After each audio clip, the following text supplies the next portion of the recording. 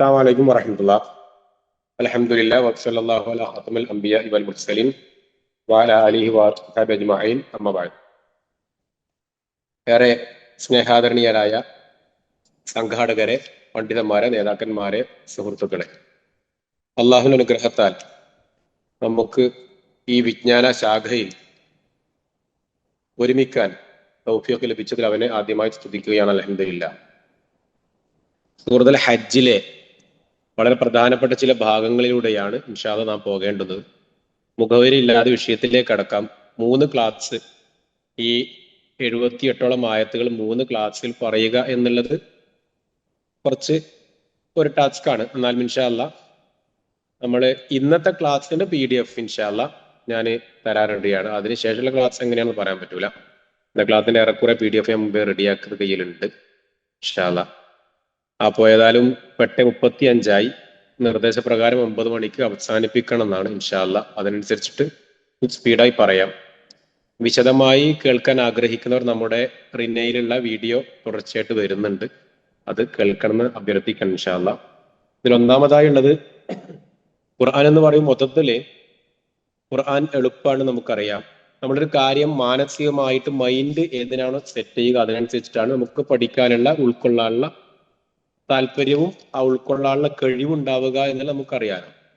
അപ്പൊ ഹജ്ജ് എന്നുള്ളതാണ് 78 ആയത്താണ്. അതില് മൊത്തത്തില് ഖുർആൻ ആശയം കൊണ്ടും അതിന്റെ അവതരണ ശൈലി കൊണ്ടും മക്കയും മദീനയും നമുക്ക് തിരിച്ചറിയാൻ പറ്റും. സൂറത്തുൽ ഹജ്ജ് 24 ആയത്ത് വരെ മക്കിയാണ്. അതിനുശേഷം മദനിയായിട്ടാണ്. അമാനി മൗലിയൊക്കെ അങ്ങനെയാണ്, ആ രൂപത്തിലാണ് പറഞ്ഞിട്ടുള്ളത്. അപ്പോ പൊതുവെ ഉള്ളതുപോലെ ചില ആയത്തുകൾ രാത്രിയാണ് ഇറങ്ങിയത്, ചിലത് പകലാണ് ഇറങ്ങിയത്, ചില യാത്രകൾക്കിടയിൽ ഇറങ്ങിയ ആയത്തുകളുണ്ട്. ഇങ്ങനെയൊക്കെയാണ് സൂറത്തുൽ ഹജ്ജിന്റെ അവസ്ഥകൾ മൊത്തത്തിലുള്ളത്. അതില് പിന്നെ നമ്മൾ മനസ്സിലാക്കുന്ന ഒന്ന്, ഷിആറുകളുടെ മഹത്വം ഖുർആൻ പഠിപ്പിച്ചിട്ടുണ്ട്. ഷിആർ എന്ന് പറഞ്ഞാൽ അറിയാലോ, ചിഹ്നം, പിന്നെ കൊടി, സ്തംഭം, അടയാളം, ഇതൊക്കെയാണ് ഷിആറിന് അർത്ഥം പറയുക. ഇപ്പൊ നമ്മുടെ ഇന്ത്യയുടെ ദേശീയ പതാക ഇന്ത്യയുടെ ഷിആറാണ്. അപ്പൊ ആ രൂപത്തിൽ ഷിആർ എന്ന് പറഞ്ഞാൽ ബഹുമാനിക്കപ്പെടേണ്ട ഒരു സംഗതി, അതാണ്. പള്ളി, നിസ്കാരം, ബാങ്ക്, കഅബ, ഖുർആൻ, ഇതൊക്കെ ഇസ്ലാമിന്റെ ഷിആറുകളാണ്. അപ്പൊ നമ്മള് പുരുഷന്മാരുടെ താടിയെ കുറിച്ച് പറയുമ്പോൾ ആ രൂപത്തിൽ പറയാറുണ്ടല്ലോ. അപ്പൊ ഷിആർ എന്നുള്ളത് അള്ളാഹു ബഹുമാനിച്ച സംഗതികളാണ്. അപ്പൊ ഷിആറുകൾ എന്ത് ചെയ്യണം? ബഹുമാനിക്കണം എന്നുള്ളതാണ് ഖുർആൻ പഠിപ്പിച്ച മറ്റൊരു വിഷയം. പിന്നെ ഇതിൽ നമ്മൾ ആമുഖമായി ഉൾക്കൊള്ളേണ്ടെന്ന് വെച്ചാൽ, സൂറത്ത് സജദ പറഞ്ഞ കൂട്ടത്തിൽ 2 സജദയുടെ ആയത്ത് ഈ സൂറത്തിൽ ഉണ്ടെന്നുള്ളതാണ്. സൂറത്ത് സജദ എല്ലാവർക്കും അറിയുണ്ടാവും. സജദ തിലാവ, സജദ വജ്ഹി അല്ലദീ ഖലഖഹു വസവ്വറഹു വശഖ സംഅഹു എന്നുള്ള ആയത്ത്, പ്രാർത്ഥന നമ്മൾ ചൊല്ലാറുണ്ടല്ലോ. അപ്പൊ 2 വന്നിട്ടുണ്ട് എന്നുള്ളതാണ് നമ്മൾ ഇവിടെ ആമുഖമായി മനസ്സിലാക്കുന്ന മറ്റൊരു വിഷയം. പിന്നെ ഹജ്ജ് എന്നുള്ളത് 9 തവണയാണ് ഖുർആൻ ഹജ്ജ് എന്ന പ്രയോഗം വന്നിട്ടുള്ളത്. ആ പ്രയോഗത്തിൽ 2 തവണ വന്നത്, അവസാന തവണ വന്നത് ഇവിടെ തന്നെയാണ്. അതായത് 9ാമത്തെ ആയിട്ടുള്ള വന്നത് 27ാമത്തെ ആയത്തിലാണ് വന്നിട്ടുള്ളത്. അപ്പോ 9 തവണ വന്നതിൽ 9ാമത്തെ തവണ, അവസാന തവണ വന്നത് 27ാമത്തെ ആയത്തിലാണ്. പിന്നെ നമ്മൾ ശ്രദ്ധിക്കേണ്ട ഒരു വിഷയം, സൂറത്തുൽ മുനാഫിഖൂൻ ഇറങ്ങുന്നതിന് മുമ്പായിരുന്നു ഹജ്ജ് ഇറങ്ങിയത്. അതോടൊപ്പം സൂറത്ത് നൂർ ഇറങ്ങിയതിന് ശേഷമാണ് ഇറങ്ങിയത്. സൂറത്ത് നൂറിലാണ്, നമ്മുടെ ഇതിൽ പെടാത്തതാണെന്നാലും സാന്ദർഭികമായി ഓർമ്മ ഒന്നും പറയാണ്, സൂറത്ത് നൂറിലാണ് ആയത്തുന്നൂർ ഉള്ളത് എന്നുള്ളതാണ് നമ്മൾ ശ്രദ്ധിക്കേണ്ട ഒരു വിഷയം തന്നെയാണ്.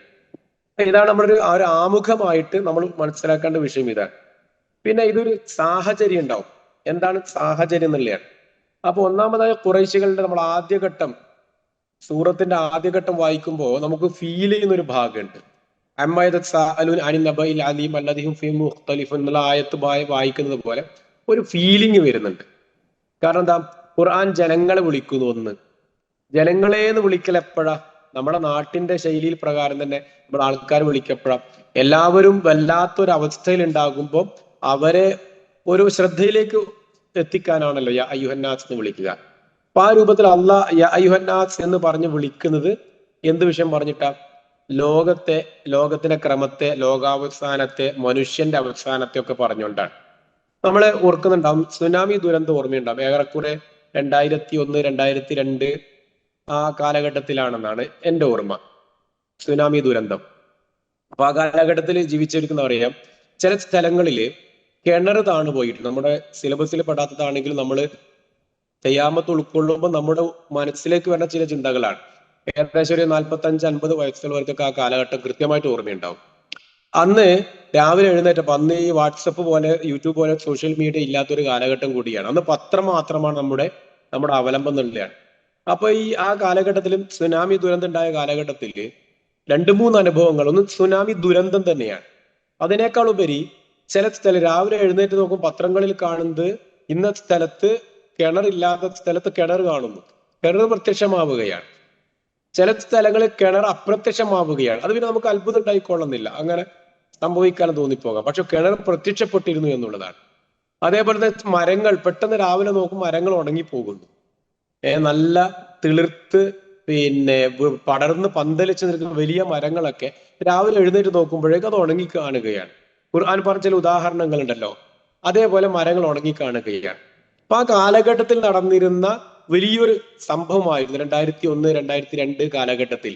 അതൊരു മഴക്കാലമായിരുന്നു എന്നുള്ളതാണ് അതിനേക്കാൾ എടുത്തു പറയേണ്ട ഒരു പ്രത്യേകത. ആ കാലത്ത് തന്നെയാണ് സുനാമി ദുരന്തം നടന്നത്. കടലുകളിൽ നിന്നും കിലോമീറ്ററുകളോളം വെള്ളം ആർത്തടിക്കുകയും അങ്ങനെ പല നാശനഷ്ടങ്ങളും ഉണ്ടായി, പലരും മരിച്ചു. അന്ന് മാതൃഭൂമിയിൽ വന്ന ഒരു ഫീച്ചർ ഞാൻ ഓർമ്മിക്കുകയാണ്. മാതൃഭൂമിയിൽ വന്നൊരു ഫീച്ചർ എന്താ വെച്ചാൽ, ഒരു പെണ്ണ് കുട്ടിയെ എടുത്തോണ്ട് ഓടുകയാണ്. സത്യത്തിൽ നമ്മളെ ഖിയാമത്ത് നാളിന്റെ ആയത്ത് 2-ാമത്തെയും 3-ാമത്തെയും ആയത്ത് പറയേണ്ടതാണ്, ഒരു ആമുഖമായി പറഞ്ഞതാണ്. കുട്ടിയെയും കൊണ്ട് ഓടുകയാണ് ഒരു പെണ്ണ്. ആ പെണ്ണ് കുറെ ഓടി തളരുമല്ലോ. തളർന്നപ്പോ ആ കുട്ടിയെ പെണ്ണ് എന്ത് ചെയ്തത് പെണ്ണിന് ഓർമ്മയില്ല. അവസാനം ആ പെണ്ണ് രക്ഷപ്പെടുകയാണ്. പടച്ചോ നമുക്ക് കാണിച്ച ചില ദൃഷ്ടാന്തങ്ങളാണ് അതൊക്കെ. പെണ്ണ് രക്ഷപ്പെട്ടതിന് ശേഷം പത്രക്കാർ നടത്തുന്ന അഭിമുഖത്തില് ആ പെണ്ണ് പറയാണ്, ഞാൻ വീട്ടിലിങ്ങനെ ഇരിക്കുമ്പോ കടലിന്റെ ഇരമ്പല് കേട്ടു, വെള്ളത്തിന്റെ ശബ്ദം കേട്ടപ്പോ ഓടുകയാണ്, രക്ഷയ്ക്ക് വേണ്ടി ഓടി, കുറെ നേരം ഓടി. പിന്നെന്താ കുട്ടിയാന്ന് എനിക്ക് അറിയില്ല എന്നാണ്. അതായത് കുട്ടിയെ പെണ്ണെന്ത് ചെയ്തു? ഒഴിവാക്കി. ഓടാൻ കഴിയില്ലല്ലോ, കുട്ടിയുടെ എത്ര ഓടുക, കുട്ടി ഒഴിവാക്കിയിലൂടെയാണ്. പക്ഷെ പെണ്ണിനത് ഓർമ്മയില്ല ഞാൻ എന്ത് ചെയ്തു എന്നുള്ളതാണ്. അപ്പൊ ഇതൊക്കെ നമ്മുടെ നാട്ടിൽ നടന്നിരുന്ന ചില സംഭവങ്ങളാണ്. പിന്നെ നമ്മൾ പറയാറുണ്ടല്ലോ, വസ്സമ ഇദാത്തിൽ ബുറൂജ് എന്നുള്ള സൂറത്തിൽ അന്നാരിദാത്തിൽ വഖൂദ് എന്നൊരു ഭാഗം ഉണ്ടല്ലോ അല്ലെ. അപ്പോ ഖുതില അസ്ഹാബുൽ ഉഖ്ദൂദ് അന്നാരിദാത്തിൽ വഖൂദ്. ആ ആയത്ത് ഇവിടെ ക്ലാസ്സിന് ശേഷം ഒന്ന് മലയാളം വായിച്ചു നോക്കണം. ഇപ്പോൾ 2020-21 കാലത്ത് വന്നിട്ടുണ്ട് അല്ലെ, അല്ലെങ്കിൽ ആ കൊറോണക്ക് അടുപ്പിച്ച കാലഘട്ടത്തില് നമ്മളെ ബർമ്മയിലെ മ്യാൻമാറിൽ ഒരുപാട് ആളുകളെ മുസ്ലിങ്ങൾ എന്നുള്ളതിന്റെ പേരിൽ വലിയ കുഴികുഴിക്കുകയും അതിലേക്ക് വലിച്ചെറിയുകയും കത്തിച്ച് ചാമ്പലാക്കുകയും ചെയ്തൊരു സംഭവം നമ്മൾ 4-5 കൊല്ലം മുന്നേ ഖുതുബയിലൊക്കെ കേട്ടിരുന്നു, വായിച്ചിരുന്നു, മീഡിയകളിൽ കണ്ടിരുന്നല്ലോ. അപ്പൊ അത് ഖുർആനിൽ വന്ന ഒരു ആയത്ത് നമ്മളൊന്ന് വായിച്ചു നോക്കിയിട്ട് ഈ ചരിത്ര സംഭവങ്ങളൊന്ന് വായിച്ചു നോക്കുക. ഇങ്ങനെ നമ്മുടെ നാട്ടിൽ നടന്ന ചില സംഭവങ്ങളൊക്കെ എടുത്തിട്ട് സൂറത്തുൽ ഹജ്ജിലേക്ക് വരികയാണെങ്കിൽ ആ ആദ്യത്തെ ആ പ്രയോഗം യാ അയ്യുഹന്നാസ് ഇന്ന സൽസലത്തു സഅത്തി ശൈഉൻ അലീം, ആ പ്രകമ്പനം എന്നുള്ളത് വലിയൊരു സംഭവം തന്നെയാണ് എന്നാണ്. അപ്പൊ ഖിയാമത്തിന്റെ പ്രകമ്പനത്തെ കുറിച്ചാണ് ഹജ്ജിൽ പൂർണ്ണമായും പറയുന്നത് എന്നുള്ളതാണ്. തുടങ്ങുന്നത് ഇങ്ങനെ ആകുമ്പോൾ തന്നെ ഹജ്ജിൽ പൂർണ്ണമായും ഇടയ്ക്കിടെ ആവർത്തിക്കുന്നത് മനുഷ്യ എന്ന് വിളിക്കുകയും ആ മനുഷ്യനെ വിളിച്ചുകൊണ്ട് നമ്മുടെ ദുർബലത അറിയിക്കുകയും അതിലൂടെ ലോകത്തിനൊരു നാശമുണ്ട്, ലോകത്തിനൊരു അവസാനമുണ്ട്, പരലോകമുണ്ട്, ഉയർത്തെഴുന്നേൽപ്പുണ്ട്. ഈ കാര്യങ്ങളാണ് ഈ അടിക്കടിയായി സൂറത്തുൽ ഹജ്ജിൽ നമ്മെ ഓർമ്മിപ്പിക്കുന്നത് എന്നുള്ളതാണ്. എന്ത് വിഷയം പറഞ്ഞാലും ഖുർആൻ നമ്മൾ പറയാമല്ലോ, പൂച്ച 4 കാലിലാവുക എന്ന് പറയാറുണ്ടല്ലോ. അതുപോലെ സൂറത്തുൽ ഹജ്ജിൽ എന്ത് പറഞ്ഞാലും അവസാനം എത്തുന്നത് അള്ളാഹ് ഇതൊക്കെ എന്ത് ചെയ്യും, നിങ്ങളെ ഉയർത്തെഴുന്നേൽപ്പിക്കും, അള്ളാഹ് റഖീബാണ്, അള്ളാഹ് ഈ രൂപത്തിൽ മഹത്വമുള്ളവനാണ് എന്ന് പറഞ്ഞ് നമ്മെ എത്തിക്കുന്നത് നമ്മുടെ ഉയർത്തെഴുന്നേൽപ്പും നമ്മുടെ പരലോകവും നമ്മുടെ ചിന്തയെ ഒന്നുകൂടി മോട്ടിവേറ്റ് ചെയ്യണത്. ഞാൻ ആകുന്ന ഈ വലിയ ഒരു മഹാൻ, ആരോഗ്യമുള്ള, ഓടാനും ചാടാനും ആരോഗ്യമുള്ള ഞാൻ ഒരു കാലം നശിക്കും, ഒരു കാലം മരിക്കും, മരിച്ചാൽ അള്ളാഹിന്റെ ചോദ്യം ഉണ്ടാവും. ഈ ഒരു ചിന്തയിലേക്കാണ് സൂറത്തുൽ ഹജ്ജ് പരിപൂർണമായി നമ്മെ എത്തിക്കുന്നത് എന്നുള്ളതാണ് അതിന്റെ ഓരോ ആയത്ത് വായിക്കുമ്പോൾ നമുക്ക് ബോധ്യപ്പെടുന്ന വിഷയം. എന്ന് പറഞ്ഞാൽ പരലോകമാണ് നമ്മെ എത്തിക്കുന്ന വലിയൊരു ചിന്താഗതി എന്നുള്ളതാണ് ഇതിന്റെ ഏറ്റവും വലിയ പ്രത്യേകത. പിന്നെ ലക്ഷ്യങ്ങൾ പറയുമ്പോൾ അതാണ് മരണാനന്തര ജീവിതം, ഉയർത്തെഴുന്നേൽപ്പ്, പരലോകം. ഇതാണ് സൂറത്തുൽ ഹജ്ജിന്റെ മുഖ്യമായ ലക്ഷ്യം. അത് ഓരോ ആയത്ത് വായിക്കുമ്പോൾ നമുക്ക് മനസ്സിലാവും. പിന്നെയുള്ളത് ഇതിന്റെ ഉള്ളടക്കമാണ്. ഉള്ളടക്കം എന്ന് പറയുമ്പോൾ നമ്മള് ഞാൻ ഈ PDF എന്തായാലും അയച്ചൊരു ഇൻഷാ അല്ലാഹ്. ഉള്ളടക്കം എന്ന് പറയുമ്പോൾ ഒന്ന് അമ്പിയാക്കളുടെ ജീവിത കഥകളെ പറഞ്ഞു. സൂറത്തുൽ അംബിയ നമ്മൾ വായിച്ചിട്ടുണ്ടാവുമല്ലോ. ആ സൂറത്തുൽ അംബിയയിലെ പറഞ്ഞതിന്റെ ഒരു തുടർച്ച എന്ന് വേണമെങ്കിൽ പറയാം. അംബിയ പിന്നെ പറയുന്നതാണ് ഖിയാമത്തിനെ കുറിച്ച്, അതിന്റെ ഭീകരതയെ കുറിച്ച് തുടങ്ങുന്നു. ശേഷം കപട വിശ്വാസികളെ പരിചയപ്പെടുത്താൻ. നമ്മൾ കപട വിശ്വാസം എന്ന് പറഞ്ഞാൽ പണ്ടേ പഠിച്ചൊരു സംഗതി എന്താ? ആയത്തുൽ മുനാഫിഖ് സലാസുൽ. കപട വിശ്വാസികളുടെ ലക്ഷണം 3 എണ്ണമാണ്. വിശ്വസിച്ചാൽ വഞ്ചിക്കുക, സംസാരിച്ചാൽ കളവ് പറയുക, സംസാരിച്ചാൽ കളവ്, വിശ്വസിച്ചാൽ വഞ്ചിക്കുക, വാഗ്ദത്തം ചെയ്താൽ ലംഘിക്കുക. ഇതാണ് നമ്മൾ മദ്രസകളിൽ പഠിച്ച മുനാഫിക്കിന്റെ അടയാളം. എന്നാൽ ഖുർആനും ഹദീസും പഠിപ്പിച്ച വേറെ കുറെ അടയാളമുണ്ട്. സൂറത്തുൽ ബഖറയിൽ ആദ്യ ഭാഗത്ത് മുനാഫിക്കുകളെ കുറിച്ച് പറഞ്ഞിട്ടുണ്ട്. ഹദീസിൽ സുബ്ഹി നിസ്കാരം ഭാരമാകും ആർക്ക്? മുനാഫിക്കുകൾക്ക് എന്ന് പറഞ്ഞിട്ടുണ്ട്. മുനാഫിക്കുകളുടെ മറ്റൊരു രൂപം ഇവിടെ പഠിപ്പിക്കുന്നു. അത് സത്യത്തിൽ പറഞ്ഞാൽ ഞാനും നിങ്ങളും മുനാഫിക്കാണോ എന്ന് പരിശോധിക്കുവാനുള്ള ഒരു മാർഗരേഖ കൂടിയാണ് സൂറത്തുൽ ഹജ്ജ് എന്നുള്ളത് മനസ്സിലാക്കണം. മറ്റുള്ള സൂറത്ത് വായിക്കുമ്പോൾ ആരാ മുനാഫിക്ക്, ഞാൻ മുനാഫിക്കല്ല എന്ന് ബോധ്യമാകും. പക്ഷെ നമ്മിലുണ്ടാകുന്ന ചില സ്വഭാവങ്ങൾ അതും കാപട്യത്തിന്റെ ഭാഗമാണ് എന്ന ബോധ്യം സൂറത്തുൽ ഹജ്ജ് നമുക്ക് തരുന്നു എന്നുള്ളതാണ്. പിന്നെയുള്ളത് പ്രപഞ്ചത്തിലുള്ള എല്ലാം അള്ളാഹ്ക്കും സുജൂദ് ചെയ്യുന്നു. പക്ഷെ നമ്മൾ ചെയ്യുന്നുണ്ടോ? സൂറത്തുൽ ആദിയാത്തിൽ പ്രയോഗം ഉണ്ടല്ലോ, ഇന്നൽ ഇൻസാന ലിറബ്ബിഹി ലകനൂദ്, മനുഷ്യൻ നന്ദി കെട്ടവനാണ്. സത്യത്തിൽ അത് നമ്മൾ കരഞ്ഞുകൊണ്ട് ആലോചിക്കേണ്ട ഒരു ഭാഗമാണ്. സൂറത്തുൽ ഹജ്ജിൽ വരുന്ന ഒരു പ്രയോഗമാണ്. പ്രപഞ്ചത്തിൽ എല്ലാം സുജൂദ് ചെയ്യുന്നു, നമ്മളോ എന്നൊരു ചോദ്യം സൂറത്തുൽ ഹജ്ജ് നമുക്ക് തരുന്നുണ്ടെന്നുള്ളതാണ്. പിന്നെ അള്ളാന്റെ ഏകത്വം, അള്ളാഹുവിന്റെ വൈഭവം, അള്ളാഹുവിന്റെ മഹത്വം തെളിയിക്കുന്നു. നമ്മൾ സൂറത്തുൽ നൂഹില് നൂഹ് നബി അലൈഹിസ്സലാം പറഞ്ഞ പ്രയോഗം ഉണ്ടല്ലോ, മാ ലക്കും ലാ തർജൂന ലില്ലാഹി വഖാറ എന്ന് ചോദിക്കുന്നു നൂഹ് നബി അലൈഹിസ്സലാം. നിങ്ങൾ എന്താണ് അള്ളാഹുവിനൊരു ഗാംഭീര്യം കാണാത്തത് എന്ന് ചോദിക്കുന്നുണ്ട്. ആ ഒരു പ്രയോഗം, ആ ഗാംഭീര്യം കൃത്യമായി സൂറത്തുൽ ഹജ്ജ് പഠിപ്പിക്കാൻ. ആരാണ് അള്ളാഹ്? അള്ളാഹുവിന്റെ ദൗത്യം എന്താണ്? അള്ളാഹുവിന്റെ സൃഷ്ടിപ്പ് എന്താണ്? അള്ളാഹു നമ്മെ എന്തിനാണ് പടച്ചത്? ഈ വിധത്തിൽ അള്ളാഹ് എന്താണ്, അള്ളാഹ് ആരാണ് എന്നുള്ള ദൗത്യം കൃത്യമായി നമ്മെ ബോധ്യപ്പെടുത്തുന്നു എന്നുള്ളതാണ്. പിന്നെ അതിൽ കൂടുതൽ ഒന്നുകൂടി ആവർത്തിക്കുന്ന വിഷയം, മുൻ മാതൃകയില്ലാതെ നിർമ്മിതി നടത്തുന്നവനാണ് റബ്ബ്. ഇതാണ് സൂറത്തുൽ ഹജ്ജിൽ പഠിപ്പിക്കുന്ന മറ്റൊരു തത്വം. എന്നിട്ട് പറയാണ്, പുനഃസൃഷ്ടിക്കാനുള്ള കഴിവ് ഭൂമി ലോകത്ത് ആർക്കും ഇല്ല. ഇതും സൂറത്തുൽ ഹജ്ജിലൂടെ അള്ളാഹു സ്ഥാപിക്കണം. എന്നിട്ട് നേരെ വിഷയം അള്ളാഹു തെറ്റിച്ചു വിടുകയാണ്. ഇതൊക്കെ പറഞ്ഞതിന് ശേഷം നേരെ വിഷയം സ്കിപ്പ് ചെയ്ത് പോണതിലേക്ക്, മുൻകഴിഞ്ഞ സമുദായത്തിലേക്ക്. ഇതൊക്കെ നമ്മളോട് പറയുകയും മുശ്രിക്കുകളോട് സംബോധന ചെയ്യുകയും ചെയ്തപ്പോ വിശ്വാസികളോട് പറയാണ്, നിങ്ങൾ ബേജാറാവണ്ട, നിങ്ങൾ വിചാരിക്കുന്നതൊക്കെ പറയുമ്പോഴേക്ക് അവർ അങ്ങനെ അംഗീകരിക്കുന്ന ആൾക്കാരൊന്നും ഉണ്ടാവില്ല. മുൻകാലത്തും ഇതൊക്കെ തള്ളിയവരായിരുന്നു കൂടുതലുണ്ടായത്. എന്ന് പറഞ്ഞാൽ നമ്മളിപ്പോ നാട്ടില് ഒരു 500 ആളുണ്ട്, നമ്മൾ ഖുർആൻ ക്ലാസ്സിന് വിളിക്കും. നമ്മുടെ ക്ലാസ്സിൽ എത്ര ആളുണ്ടാവുക? കുറച്ചാളുകളെ ഉണ്ടാവും. എല്ലാ മഹലിലുള്ള മുഴുവൻ ആളുകളും വന്നിട്ടുണ്ടാവില്ല. അതേപോലെ ദഅവത്ത് നടത്തുന്നു, എല്ലാവരും നമ്മുടെ ദഅവത്ത് സ്വീകരിക്കോ? ഇല്ല. അപ്പോ ഇങ്ങനെ ഉണ്ടാകുമ്പോൾ ഒരു ബേജാറുണ്ടാകും, മാനസികമായ വിഭ്രാന്തി ഉണ്ടാകും. അപ്പൊ അള്ളാഹ് പറയാണ്, നിങ്ങൾ പ്രയാസപ്പെടേണ്ട ആവശ്യമൊന്നുമില്ല. മുൻകാല സമുദായത്തിന്റെ അവസ്ഥ എന്തായിരുന്നു, മുൻകാല ഉമ്മത്തിന്റെ അവസ്ഥ എന്തായിരുന്നു, മുൻകാല നബിമാരുടെ അവസ്ഥ എന്തായിരുന്നു എന്ന മുൻകാല സമുദായത്തിന്റെ അവസ്ഥ, അന്നത്തെ വിശ്വാസികളുടെ അവസ്ഥ, അന്നത്തെ മുശ്രിക്കുകളുടെ അവസ്ഥ അള്ളാഹു നമുക്ക് പഠിപ്പിച്ചു തരാണ്. എന്തിനാണ് ഇതൊക്കെ? ഈ ചരിത്രം കഥ പറയാനോ കഥ കേൾക്കാനോ അല്ല, അത് ഉത്ബോധനത്തിനാണ്, ഉൾക്കൊള്ളാനാണ്, പാഠം ഉൾക്കൊള്ളാനാണ്. ഈ ഒരു തത്വം അള്ളാഹു നമുക്ക് പഠിപ്പിക്കാൻ. ശേഷം അള്ളാഹു ഹജ്ജ് നിർബന്ധമാക്കിയത് പറയുന്നു. പിന്നെ നബി സല്ലല്ലാഹു അലൈഹി വസല്ലമയുടെ ആശ്വാസങ്ങളാണ് ഇതിലുള്ളത്. കൂട്ടത്തിൽ മുഹാജിറുകളുടെ പവിത്രത പറയുന്നു. മുഹാജിറുകളുടെ പവിത്രത പറയുമ്പോൾ നമ്മൾ മനസ്സിലാക്കേണ്ടത്, പ്രായമുള്ളവരെ ബഹുമാനിക്കാനും ചെറിയ പിള്ളവരുടെ കരുണ കാണിക്കാനും പറയുന്നുണ്ടല്ലോ.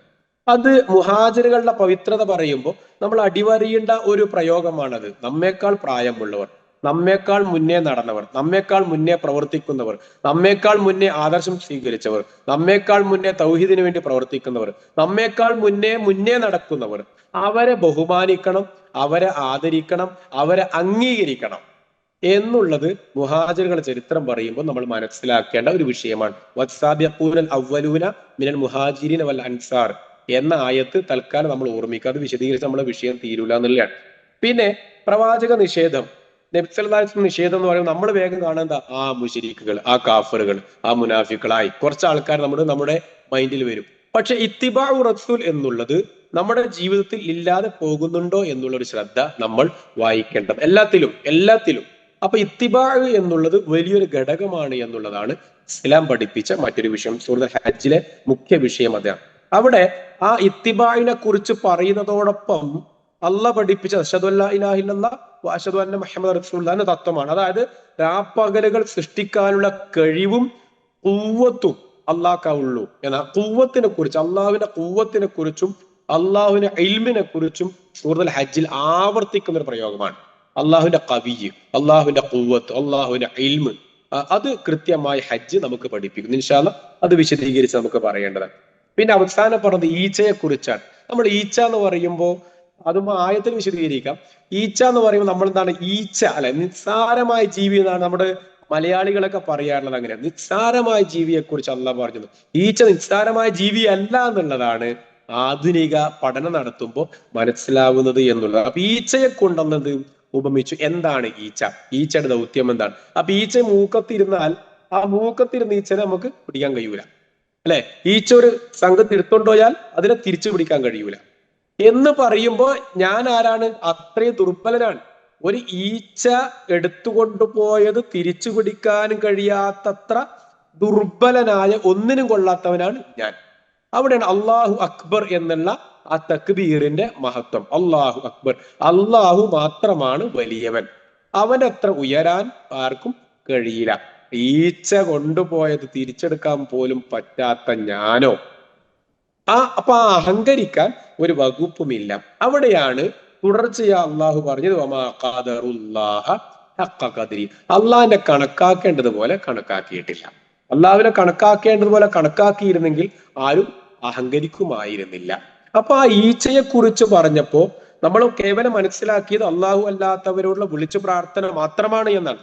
അത് മാത്രമല്ല, അള്ളാഹു അല്ലാത്തവരോട് വിളിച്ചു പ്രാർത്ഥിക്കുന്നവർ ഈച്ചയെ കുറിച്ച് ഉപമിച്ചപ്പോ അത് മാത്രമല്ല ഇവിടെ വിഷയം. അള്ളാഹുവിനെ കണക്കാക്കേണ്ടതുപോലെ കണക്കാക്കണം. അവിടെ അള്ളാഹുവിന്റെ ഖുവ്വത്ത് പഠിപ്പിക്കുന്നു, നമ്മുടെ നിസ്സാരതയും പഠിപ്പിക്കുന്നു. ഞാൻ എന്നുള്ള വ്യക്തി ആരുമല്ല, എനിക്ക് ആരുടെയും മുകളിലെത്താൻ കഴിയില്ല. എത്ര വലുതായാലും അള്ളാഹുവിന് മുകളിലെത്താൻ കഴിയില്ല. ഖുർആനിൽ ഒരു ആയത്തുണ്ടല്ലോ, നിങ്ങൾ എന്ത് വാശി പിടിച്ച് നടന്നാലും നിങ്ങൾക്ക് ഭൂമിയെ പിളർക്കാൻ കഴിയില്ല, മലയോളം ഉയരാനും കഴിയില്ല. ആ ഒരു തത്വം വമാ ഖദറുല്ലാഹ ഹഖ ഖദ്രി. അപ്പൊ അഹങ്കരിക്കാൻ ഒരാൾക്കും അവകാശമില്ല. കാരണം അള്ളാഹു അക്ബർ, അള്ളയാണ് വലിയവൻ എന്നുള്ളതാണ്. പിന്നെ പഠിപ്പിച്ചത് അദ്ദീനു യുസ്റുൻ, ദീൻ എളുപ്പമാണ്, മതം എളുപ്പമാണ്. ഇതാണ് സൂറത്തുൽ ഹജ്ജിലെ അവസാനത്തെ വിഷയം. അവസാനത്തെ ആയത്തിൽ ജിഹാദിനെ കൊണ്ട് പറഞ്ഞു. എന്താണ് ജിഹാദ് എന്ന് വിശദീകരിക്കേണ്ടതാണ്. അപ്പൊ ജിഹാദിലൂടെയാണ് നമ്മുടെ ജീവിതം പൂർണ്ണമാവുക. ജിഹാദ് നിർബന്ധമാണ്. ഇത്രയും കാര്യങ്ങളാണ് സൂറത്തുൽ ഹജ്ജിൽ പറഞ്ഞ ഒരു ഉള്ളടക്കം എന്ന് പറയാൻ പറ്റും ഇത്തരം വിഷയമാണ്. ഇതിന്റെ ഒരു PDF ഇൻഷാ അല്ലാഹ് ഞാൻ ഗ്രൂപ്പിൽ അയക്കാവുന്നതാണ്. ഇന്നോ അല്ലെങ്കിൽ നാളെയോ ആയിട്ട് അയക്കാവുന്നതാണ് ഇൻഷാ അല്ലാഹ്. പിന്നെ ആയത്തിലേക്ക് നമ്മൾ പോവാണെങ്കിൽ, പിന്നെ യാ അയ്യുഹന്നാസ് തഖൂ റബ്ബക്കും ഇന്ന സൽസലത സാഅത്തി ശൈഉൻ അലീം. അയ്യുഹന്നാസ് നമുക്കറിയാലോ, മനുഷ്യരെ എന്ന് വിളിച്ചുകൊണ്ട് തുടങ്ങുന്നു ഞാൻ പറഞ്ഞു. അവിടെ സൽസലത സാഅത്തി ശൈഉൻ അലീം എന്നുള്ളതാണ്. അവിടെ ഒന്ന് നമ്മൾ ഓർമ്മിക്കേണ്ട ശൈഉൻ അലീം എന്നത് തന്നെ ഓതാൻ ശ്രദ്ധിക്കണം. സൽസലത്ത് എന്ന് ഓർക്കാൻ നല്ലത് ഇദാ സുൽസിലത്തിൽ അർളു സിൽസാലഹ എന്ന പ്രയോഗം ഓർത്താൽ സൽസലയുടെ അർത്ഥം കിട്ടും. സൽസല എന്ന് പറഞ്ഞാൽ എന്നുള്ളത് തന്നെയാണ്. എന്നുള്ള ആ ശബ്ദം തന്നെയാണ് അതിന്റെ അർത്ഥം. പ്രകമ്പനം, വൈബ്രേഷൻ ഉണ്ടാവുക എന്ന് താൽക്കാലികമായി ചെറിയ അർത്ഥമായി പറയാം. ആഴത്തിലുള്ള അർത്ഥമുണ്ടെങ്കിലും നമുക്ക് താൽക്കാലികമായി വൈബ്രേഷൻ എന്ന രൂപത്തിലേക്ക് അതിനെ ഓർമ്മിക്കാൻ എളുപ്പമുണ്ടാകും. സൽസലത്ത് എന്ന് പറഞ്ഞാൽ ഭൂമി പ്രകമ്പനം കൊള്ളുന്നു എന്നാണ്, ഭൂമി വൈബ്രേഷൻ ആവുന്നു എന്നാണ്. അപ്പൊ വൈബ്രേഷൻ നമ്മൾ ചെറുതായിട്ടേ കാണുള്ളൂ, പക്ഷെ അതല്ല, ശരിയായ പ്രകമ്പനത്തിനാണ് സൽസലത്ത് എന്ന് പറയാം. അപ്പോ സൽസലത്ത് സാഅത്തി ശൈഉൻ അലീം, ഈ ഖിയാമത്ത് നാൾ എന്നുള്ളത് എന്താണ്? അത് വലിയൊരു സംഭവം തന്നെയാണ് എന്ന് ഖുർആൻ പറയാം. എന്നിട്ട് പറഞ്ഞു യൗമ തറൗനഹാ തദ്ഹലു കുല്ലു മുർദിഅത്തിൻ അമ്മാ അർളഅത്. അല്ലെ, അവിടെയാണ് നേരത്തെ സുനാമി ദുരന്തം ആമുഖമായി പറഞ്ഞല്ലോ. ആ സുനാമി ദുരന്തം ഈ ആയത്ത് വായിക്കുമ്പോൾ നമ്മളൊന്ന് ഓർക്കേണ്ടതാണ്. അല്ലെ, യൗമ തറൗനഹ, നീ കാണുന്നതാണ്. എന്തിനാ കാണുന്നത്? ചില ആളുകൾ, ചില കുട്ടികൾ അവിടെ എന്തിനാ പാല് കൊടുക്കുന്ന വിഷയം പറയാൻ കാരണം, ഒരു മനുഷ്യനെ സംബന്ധിച്ചിടത്തോളം ഏറ്റവും കൂടുതൽ അംഗീകരിക്കപ്പെടുന്ന ഒരു വിഷയം എന്താണ്? ഒരു ഉമ്മ മക്കളോട് കാണിക്കുന്ന സ്നേഹമാണ്. അത് വിശദമായി വിശദീകരിക്കേണ്ട ഒരു ഹദീസാണ്. അപ്പൊ പ്രത്യേകിച്ച് ആ ഉമ്മയുടെ ജീവിതത്തിൽ ഏറ്റവും കൂടുതൽ ഒരു മുഹൂർത്തമായ സമയം തന്റെ കുട്ടിയെ പാലൂട്ടി വളർത്തുന്ന ഒരു സമയമാണ് അല്ലെ. അതുകൊണ്ടാണല്ലോ പകലിൽ അധ്വാനിച്ചു, പ്രയാസപ്പെട്ടു, അടുക്കളയിൽ പണിയെടുത്തു, അങ്ങനെ കുടുംബത്തിന് വേണ്ടി ജീവിച്ചു, രാത്രി കിടന്നതിന് ശേഷം കുട്ടി കരയുമ്പോഴും ഉമ്മ പ്രാകാതെ, ശപിക്കാതെ, കുറ്റപ്പെടുത്താതെ കുട്ടിക്ക് വേണ്ടി പാല് കൊടുക്കാൻ, ഉറക്കൊഴിക്കാൻ സമയം ചെലവഴിക്കുന്നത് എന്തുകൊണ്ടാ? ആ ഒരു ഹൃദയബന്ധമാണല്ലോ. അപ്പൊ അവരുടെ ഏറ്റവും വലിയ ഒരു സമയമാണ് പാലൂട്ടുന്ന സമയം. അതുകൊണ്ട് ആ ഖുർആൻ പറഞ്ഞത് ആ പാലൂട്ടുന്ന സ്ത്രീകൾ തന്റെ പാലൂട്ടുന്ന കുട്ടിയെ വലിച്ചെറിയുന്നതാണ്. വലിച്ചെറിയാൻ ബോധപൂർവം നടക്കുന്ന ഒരു സംഗതിയായിട്ടല്ല അത് പറഞ്ഞത്. ഒന്ന്, ചില വ്യാഖ്യാനങ്ങൾ അങ്ങനെ വന്നിട്ടുണ്ട്. അതായത് ആ ഉമ്മയുടെ പേടി കാരണം ഈ കുട്ടി താഴേക്ക് വലിച്ചെറിയുമ്പോൾ അത് സ്വാഭാവികമായി നടക്കുന്ന പ്രവർത്തനം പോലെ എന്നാണ്. ബേജാറോട് മനസ്സിലാകുന്നില്ല. എന്റെ കുട്ടിനെ അല്ലാണ്ട് കുട്ടിനെ നീ പോ എന്നിട്ട് വലിച്ചെറിയുന്നതല്ല, അത് ദേഷ്യം പിടിച്ചിട്ടറിയില്ല. ദേഷ്യം പിടിച്ചെറിച്ചലല്ല, മറിച്ച് വെപ്രാളം വരുമ്പോ, വിഭ്രാന്തി വരുമ്പോ, ആകെ പ്രയാസപ്പെട്ടപ്പോ എനിക്ക് എന്റെ കാര്യം നോക്കണം. ഈ കുട്ടി എന്റെ കയ്യിലുണ്ടായാൽ എനിക്ക് ഓടാൻ കഴിയില്ല, ഈ കുട്ടി എന്റെ കയ്യിലുണ്ടായാൽ എനിക്ക് രക്ഷപ്പെടാൻ കഴിയില്ല.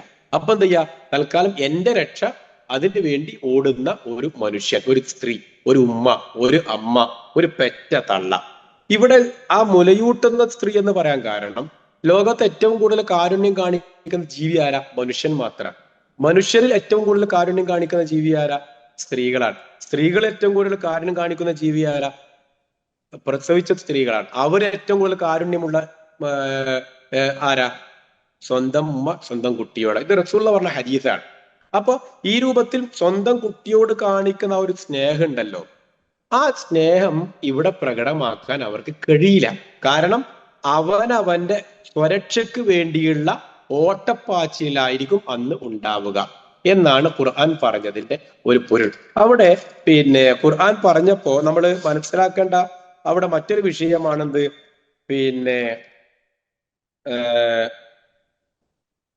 അതെ, ആ ഏറ്റവും കൂടുതൽ ശ്രദ്ധിക്കുന്ന സമയം, മറ്റൊരർത്ഥം ഏറ്റവും കൂടുതൽ ശ്രദ്ധിക്കുന്ന സമയമാണ് പാലൂട്ടൽ. പക്ഷെ ആ പാലൂട്ടുന്നതിനെ ശ്രദ്ധിക്കാൻ അവർക്ക് കഴിയില്ല എന്നാണ്. അപ്പൊ ഏറ്റവും കൂടുതൽ വെപ്രാളപ്പെടുന്ന സമയം ഏതാ? ഖിയാമത്ത് നാളിന്റെ സമയം. ആ ജൽസലത്ത് ഉണ്ടാകുമ്പോഴാണ് മനുഷ്യൻ ഏറ്റവും കൂടുതൽ ബേജാറാകുന്ന സമയം. അപ്പൊ ഒന്നും ശ്രദ്ധിക്കാൻ നേരം ഉണ്ടാവില്ല. ഒന്നും ശ്രദ്ധിക്കാൻ എന്ന് പറയുമ്പോ സ്വന്തം ഉമ്മ തന്റെ കരളിന്റെ കരളായ ആ പൈതലിനെ പോലും ശ്രദ്ധിക്കാൻ നേരം ഉണ്ടാവില്ല. അപ്പൊ ആ ഗൗരവമാണ് അവിടെ നമുക്ക് മനസ്സിലാവുന്നത് എന്നാണ്. പിന്നെ പറഞ്ഞത് ഗർഭിണികൾ പ്രസവിച്ചു അല്ലെ. ഗർഭിണികൾ എന്തായി പോകും? പ്രസവിച്ചു പോകുന്ന, പേടിച്ചു പറ്റുക എന്നാണ് പറഞ്ഞത്. അതൊക്കെ വിശദീകരിക്കേണ്ടതില്ല, പലപ്പോഴും നമ്മൾ കേൾക്കുന്നത്. പിന്നെ പറഞ്ഞു വത്തറന്നാസ സുക്കാറ വമാഹും ബി സുക്കാറ. അതും കൂടി അല്പം വിശദീകരിച്ചിട്ട് നമുക്ക് സ്പീഡിൽ പോകാം. വതറന്നാസ സുക്കാറ വമാഹും ബി സുക്കാറ. അവര് ലഹരി ബാധിച്ചവരായി നിനക്ക് കാണാം. അവർ ലഹരി ബാധിച്ചവരെ പോലെ കാണാം എന്നല്ല, ലഹരി ബാധിച്ചവരായി കാണാം. എന്നിട്ട് ഖുർആൻ തന്നെ പറഞ്ഞു മാഹും ബി സുക്കാർ, അവർക്ക് എന്ത് വന്നിട്ടില്ല? ലഹരി ബാധിച്ചിട്ടില്ല. ലഹരി ബാധിച്ചവരായി കാണാം എന്ന് പറഞ്ഞ അതേ ഖുർആൻ തന്നെ പറഞ്ഞു, പക്ഷെ അവർക്ക് ലഹരി ബാധിച്ചിട്ടില്ല. എന്ന് പറഞ്ഞാൽ അവരുടെ പ്രകൃതി, അവരുടെ സ്വഭാവം, അവരുടെ രൂപം, അവരൊക്കെ കണ്ടാൽ എന്താ? ലഹരി ബാധിച്ചവരെ പോലെ, അതിനേക്കാൾ പവർഫുൾ ആയിരിക്കും അവരുടെ പ്രവർത്തനം അല്ലെ. അങ്ങനെ ഒരു ഭ്രാന്തനായിട്ടുണ്ടാവും. പക്ഷെ വമാഹും ബിസുക്കാർ, അവർക്ക് ലഹരി ബാധിച്ചതല്ല. പിന്നെന്താ വിഷയം? എന്താ? ടെൻഷനായി, ബേജാറായി, വെപ്രാളമായി. ഈ ജൽസലത്ത് കണ്ടപ്പോ, ജൽസലത്ത് കേട്ടപ്പോ, ജൽസലത്ത് അനുഭവിച്ചപ്പോഴുണ്ടായ സ്വാഭാവികമായ മാറ്റമാണ്. അപ്പൊ കുട്ടി അറിഞ്ഞത് എങ്ങനെയായിരിക്കും? ദേഷ്യം പിടിച്ചെറിഞ്ഞതല്ല, മറിച്ച് ആ സ്വാഭാവികമായ മാറ്റത്തിൽ ഈ കുട്ടി വീഴുന്നത് അറിയാതെ പോകുന്നു. അല്ലെങ്കിൽ കുട്ടി വീണാലും വേണ്ടില്ല, എനിക്ക് എന്റെ രക്ഷ എന്നുള്ള വെപ്രാളത്തിൽ ഓടുന്നു. രണ്ടായാലും സംഗതി ബോധപൂർവം അല്ല, മറിച്ച് അവനവന്റെ സ്വരക്ഷയാണ് ഇവിടെ വിഷയമെന്ന്. ആ വെപ്രാളമാണ് ജൽസലത്ത് കൊണ്ട് കാണിക്കുന്നത് എന്നുള്ളതാണ്. പിന്നെ പറഞ്ഞത് അടുത്ത ആയത്ത് വമിനന്നാസിമ യുജാദിലു ഫില്ലാഹി ബിഗൈരി ഇൽമിൻ അല്ലെ. ഈ പ്രയോഗം രണ്ട് സ്ഥലത്ത് ഖുർആൻ വന്നിട്ട്, ഒന്ന് മൂന്നാമത്തെ ആയത്തിലും മറ്റൊന്ന് വന്നിട്ടുള്ളത് 8-ാമത്തെ തോന്നുന്നുണ്ട്, 9-ാമത്തെ ആയത്തിലാണ്. രണ്ട് ആയത്തിൽ ഒരേ പ്രയോഗമാണ് വന്നിട്ടുള്ളത്. വമിനൻ നാസിമ യുജാദിലു ഫില്ലാഹി ബിഗൈരി ഇൽമിൻ. ഒരു ഇൽമും ഇല്ലാതെ മനുഷ്യൻ തർക്കിക്കുന്നു എന്നാണ്. ഇൽമില്ലാതെ തർക്കിക്കുന്ന മനുഷ്യൻ. അതിൽ മൂന്നാമത്തെ ആയത്തിൽ പറഞ്ഞത് അവർ പിശാചിനെ പിൻപറ്റുന്നവരാണ്. എട്ടാമത്തെ ആയത്തിൽ പറഞ്ഞത് എന്താണ്? അവർക്ക് എന്തില്ല? ഇൽമില്ല എന്ന് മാത്രല്ല, ഹിദായത്തും ഇല്ല. വലാ കിതാബിൻ മുനീർ ഉള്ള കിതാബും ഇല്ല, പ്രകാശമുള്ള കിതാബും ഇല്ല. അപ്പൊ ഒന്നിടത്ത് പറഞ്ഞു അവർക്ക് വിവരം ഇല്ല, അവരിങ്ങനെ പിച്ചും പെയ്യും പറയുന്നവരാണ്. മറ്റൊരു സ്ഥലത്ത് പറഞ്ഞു വിവരില്ല എന്ന് മാത്രമല്ല, വലാഹുദൻ, അവർക്ക് ഹിദായത്തും കിട്ടിയിട്ടില്ല. വലാ കിതാബിൻ മുനീർ, അവർക്ക് പ്രകാശമുള്ള ഗ്രന്ഥവും കിട്ടിയിട്ടില്ല. എന്ന് പറയുമ്പോൾ എനിക്കും നിങ്ങൾക്കും നമുക്ക് എന്ത് കിട്ടിയിട്ടുണ്ട്? നമുക്ക് കിതാബ് മുനീർ കിട്ടിയിട്ടുണ്ട്. എട്ടാമത്തെ ആയത്ത് കിതാബ് മുനീർ കിട്ടിയിട്ടുണ്ട്. നമുക്ക് എന്ത് കിട്ടിയിട്ടുണ്ട്? വലാഹുദൻ എന്ന് പറഞ്ഞതിൽ നമുക്ക് ഹിദായത്ത് കിട്ടിയിട്ടുണ്ട്. പിന്നെന്ത് കിട്ടിയിട്ടുണ്ട്? ബിഗൈരി ഇൽമിൻ അവരെ കുറിച്ച് പറഞ്ഞു. നമുക്ക് എന്ത് കിട്ടിയിട്ടുണ്ട്? ഇൽമ് കിട്ടിയിട്ടുണ്ട്. അപ്പൊ ഈ മൂന്നും കിട്ടിയവർ എന്തുണ്ടാവൂല? ആ തർക്കം ഉണ്ടാവൂല, താർക്കികന്മാരാവൂല. അപ്പൊ താർക്കികന്മാരാവാൻ ആർക്കേ കഴിയുള്ളൂ? ഈ മൂന്നും ലഭ്യമല്ലാത്തവർക്ക് മാത്രമേ താർക്കികന്മാരാവാൻ കഴിയുകയുള്ളൂ. അപ്പൊ നമ്മൾ സ്വയം പരിശോധിക്കാനുള്ള ഒരു നിമിഷമാണ് എന്ത്? ഞാൻ താർക്കികനാണോ? എന്ത് കേട്ടാലും അതിനെ എതിർക്കുക, എന്ത് കേട്ടാലും അതിനെ തള്ളുക, എന്ത് കേട്ടാലും അതിനെ പുച്ഛിക്കുക എന്ന് പറയുമ്പോൾ അപ്പൊ അവർക്ക് എന്തില്ല? അവർക്ക് ഹിദായത്ത് എത്തിയിട്ടില്ല. അവർക്ക് എന്ത് കിട്ടിയിട്ടില്ല? ഇൽമ് കിട്ടിയിട്ടില്ല. അവർക്ക് എന്ത് കിട്ടിയിട്ടില്ല? കിതാബുൽ മുനീർ, പ്രകാശമുള്ള ഗ്രന്ഥം കിട്ടിയിട്ടില്ല. അതാണ് മൂന്നാമത്തെയും എട്ടാമത്തെയും ആയത്തിൽ നമ്മൾ മനസ്സിലാക്കേണ്ട വശം. അങ്ങനെയാണ്. ഇനി നാലാമത്തെ ആയത്ത് അതിന്റെ പ്രയോഗം തന്നെയാണ്, തുടർച്ചയായിട്ട് വരുന്നതാണ്. അഞ്ചാമത്തെ ആയത്ത് ഇതേ പറഞ്ഞതിൽ തന്നെ നമ്മൾ ആമുഖത്തിൽ പറഞ്ഞ വിഷയത്തിൽപ്പെട്ട ഒന്നാണെന്ത്? പിന്നെ ഖിയാമത്ത് നാളിൽ അല്ലെ, അതന്നെ, അതെ, ഇൻകുന്തും ഫീ റൈബിൻ മിനൽ ബഅസി, ഉയർത്തെഴുന്നേൽപ്പിൽ നിങ്ങൾക്ക് സംശയം ഉണ്ടെങ്കിൽ, നിങ്ങൾ എന്തെങ്കിലും ഡൗട്ട് ഉണ്ടെങ്കിൽ നിങ്ങൾ എന്നോട് ചോദിച്ചോന്ന് പറയില്ല, സംശയമുള്ളവരൊക്കെ എന്നോട് ചോദിച്ചോ എന്ന് പറയണ്ടല്ലോ. അതേപോലെ അള്ളാഹ് പറയാണ്, എന്തെങ്കിലും ഡൗട്ട് ഉണ്ടെങ്കിൽ നിങ്ങൾ ഒരു കാര്യം ചെയ്താൽ മതി, മനുഷ്യ നീ നിന്റെ സൃഷ്ടിപ്പിലേക്ക് നോക്കിയാൽ മതി. അതിൽ പറഞ്ഞ ഒന്ന് തുറാബിൽ നിന്നാണ് നിങ്ങൾ ഉണ്ടാക്കിയത് എന്നാണ്. തുറാബ് എന്ന് പറഞ്ഞാല് മണ്ണ്. ആ തുറാബിന് ശേഷം പിന്നെ എന്തിൽ നിന്നാണ് ഉണ്ടാക്കിയത്? മിന്നുത്തുഫത്തിന്, ഇന്ദ്രിയത്തുള്ളിയിൽ നിന്നാണ്, രേതസ്കണത്തിൽ നിന്നാണ് നിങ്ങൾ ഉണ്ടാക്കിയത് എന്നാണ്. അപ്പോ ഇവിടെ പിന്നെ അതിനുശേഷം പറഞ്ഞു മിന്നുത്തുഫത്തിൻ, മിൻ അലക്കത്തിൻ, മിൻ മുലകത്തിൻ എന്ന് പറഞ്ഞു അല്ലെ. അലക്കത്തിൽ നിന്നാണ് ഉണ്ടാക്കിയത്, രക്തക്കട്ട, മാംസക്കട്ട എന്നൊക്കെ പറഞ്ഞു അല്ലെ. അപ്പൊ ഈ രൂപത്തിൽ നിങ്ങൾക്ക് മണ്ണിൽ നിന്നുണ്ടാക്കി, പിന്നെ നുതുഫത്തിൽ നിന്നുണ്ടായി. ഇവിടെ മണ്ണിൽ നിന്നുണ്ടെന്നുള്ള ചില ആധുനിക മുഫസ്സിറുകൾ വ്യാഖ്യാനിച്ചെന്താ അറിയോ? ഈ മണ്ണിൽ നിന്ന് പറഞ്ഞ ചില ആൾക്കാർ അതിനെ വിമർശിക്കുവാനും എതിർക്കുവാനും തുടങ്ങിയപ്പം ആധുനിക മുഫസ്സിറുകൾ കണ്ടെത്തിയ ഒരു വ്യാഖ്യാനം, അത് ശരിയോ തെറ്റോ എന്നുള്ളതല്ല, നമ്മൾ അറിയുക എന്നുള്ളത് കൊണ്ട് മാത്രം പറയുന്നുള്ളൂ.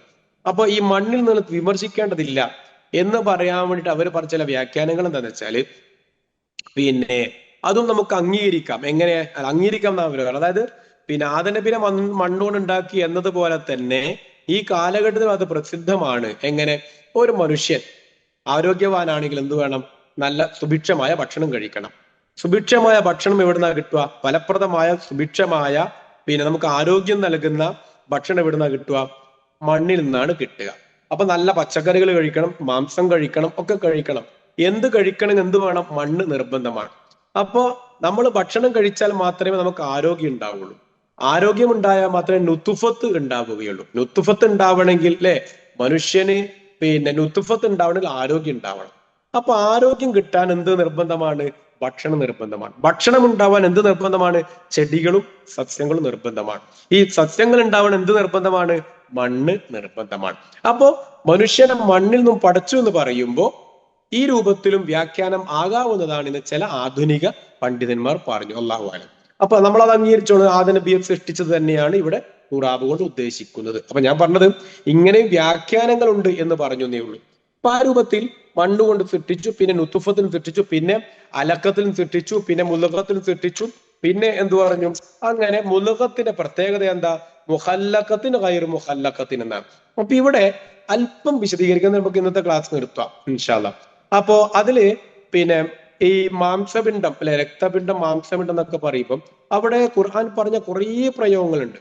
ഒന്ന്, നമ്മൾ അമാനിമൊലി, ഈ ആയത്തിന് അമാനിമൊലി നിർബന്ധമായും വായിക്കണം. അമാനിമൊലി ഏറെക്കുറെ ഒരു 2 or 3 പാരഗ്രാഫ് വിശദമായ ഒരു സംഗതി കൊടുത്തിട്ടുണ്ട്. അതിൽ ഉണങ്ങിയ മുന്തിരിക്കൊല എന്നുള്ള പ്രയോഗമൊക്കെ അമാനിമൊലി അതിൽ ഉപയോഗിക്കുക. നിർബന്ധമായി നമ്മൾ എല്ലാവരും വായിക്കണം, സമയം കണ്ടെത്തി വായിക്കണം ഇൻഷാ അല്ലാഹ്. അത് നിർബന്ധമായി വായിക്കണമെന്ന് പറയാം. അപ്പൊ അതില് അമാനിമൊഴി പറയാതെ ഒന്ന് രണ്ട് കാര്യങ്ങൾ പറയാം. ഒന്ന്, ഈ ഡോക്ടർ കീത്ത് എൽ മൂർ എന്ന് പറഞ്ഞ, നമ്മൾ ഗൂഗിളിൽ അടിച്ചാൽ കിട്ടും, കീത്ത് എൽ മൂർ എന്ന് പറഞ്ഞ ആധുനിക ശാസ്ത്ര പണ്ഡിതൻ, ലോകപ്രശസ്ത ഭ്രൂണശാസ്ത്രജ്ഞനായിരുന്നു. അദ്ദേഹം ഇസ്ലാം സ്വീകരിച്ചത് ഈ നുത്തുഫത്ത് എന്നുള്ള പ്രയോഗം വായിച്ചിട്ടായിരുന്നു എന്നാണ്. അദ്ദേഹം പറഞ്ഞ ഒരു കാര്യം ധരിച്ചാൽ, ഖുർആൻ ഇറങ്ങിയത് എപ്പോഴാ? 7-ാം നൂറ്റാണ്ടിലാണ്. ഖുർആൻ 7-ാം നൂറ്റാണ്ടിൽ ഇറങ്ങി. പക്ഷെ ഈ ഭ്രൂണശാസ്ത്രവുമായി ബന്ധപ്പെട്ട പഠനങ്ങള് തുടങ്ങിയത് ഏറെക്കുറെ 16-ാം നൂറ്റാണ്ടിലാണ്. 20-ാം നൂറ്റാണ്ടിലാണ് അതിന്റെ പഠനങ്ങൾ പൂർത്തിയായതെന്നാണ് അദ്ദേഹം പറഞ്ഞതാണ്. അപ്പൊ അതുകൊണ്ട് തന്നെ അദ്ദേഹം പറഞ്ഞ ഈ 7-ാം നൂറ്റാണ്ടിലെ ഖുർആൻ ഇത് പറയണമെങ്കിൽ ഈ പഠനം തുടങ്ങുന്നത് പിന്നെയും 10 കൊല്ലം കഴിഞ്ഞിട്ടാണ്. അപ്പോ 10 നൂറ്റാണ്ട് കഴിഞ്ഞിട്ടാണ്. അപ്പോ ഈ 7-ാം നൂറ്റാണ്ടിൽ പറയണമെങ്കിൽ കൃത്യമായി ഇത് ദൈവികം മാത്രമാണ്. അന്ന് ശാസ്ത്രശാഖ വളർന്നിട്ടില്ല, തുടങ്ങിയിട്ടുമില്ല.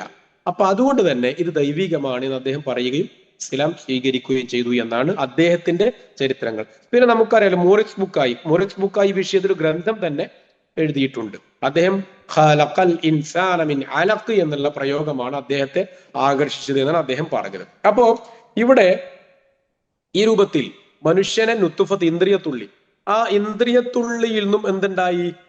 ഇന്ദ്രിയത്തുള്ളിയിൽ നിന്നും അലക്കത്തുണ്ടായി. ആ അലക്കത്തിൽ നിന്നും മുലുകത്തുണ്ടായി. അപ്പോ മുലുകത്തും അലക്കത്തും ഉണ്ടായപ്പോ ഖുർആൻ പറയാണ്, ഇത് എങ്ങനെ ഉണ്ടായി? ആ ഇന്ദ്രിയത്തുള്ളി അലക്കത്തുണ്ടായി. അലക്കത്ത് പറഞ്ഞാൽ രക്തക്കട്ട അല്ലെ? ഈ രക്തക്കട്ട എന്തായി? മുലുകത്തുണ്ടായി, മാംസക്കട്ടയായി.